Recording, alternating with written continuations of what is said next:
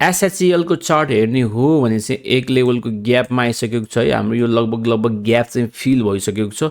भनेको मतलब चाहिँ हामीले चाहिँ यहाँ चाहिँ पोजिसन बनाउनु चाहिँ ठिक छ है। तर हाम्रो स्टप लस चाहिँ यो एरियामा हुने भएर सो यसले चाहिँ हल्का मुनि यो एरियासम्म पाउनु भयो भने चाहिँ तपाईहरुले चाहिँ 300 को एरियामा पाउनु भयो भने चाहिँ तपाईहरुले चाहिँ यसमा चाहिँ मजाले बाइङको लागि चाहिँ जान सक्नुहुन्छ, नयाँ पोजिसन बनाउन सक्नुहुन्छ।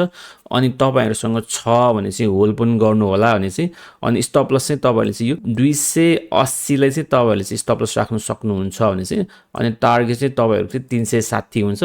सो यस्तो गर्यो भने चाहिँ हाम्रो रिस्क रिवार्ड रेशियो कति हुन्छ त त्यो पनि हेरौँ। 300 को एरियामा बाइङ गर्ने ट्राई गर्नु होला। तपाईको टार्गेट 360 त्यो भनेको लगभग तपाईको चाहिँ 19% चाहिँ टार्गेट हुन्छ भने चाहिँ अनि हाम्रो स्टप लस हेर्ने हो भने चाहिँ हाम्रो स्टप लस चाहिँ लगभग 6.5% को स्टप लस हुन्छ। यदि यो कम्पनी हामीले 300 मा पायौं भने चाहिँ हाम्रो चाहिँ रिस्क रिवार्ड रेशियो पनि 1:3 हुन जान्छ, जुन चाहिँ अति राम्रो छ भनेर भन्छु। सो वाच लिस्टमा तपाईहरुले राख्न सक्नुहुन्छ।